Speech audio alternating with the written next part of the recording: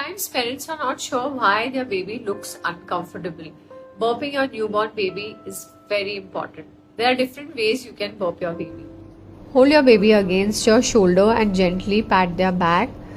Hold your baby upright, standing or on your lap, holding their chin with your open palm and supporting their chest with your other arm. You can also lay your baby across your lap with their head slightly elevated and gently rub their back. Every baby is different, so keep trying until you find what works for your baby. For more newborn tips, feel free to reach out to us.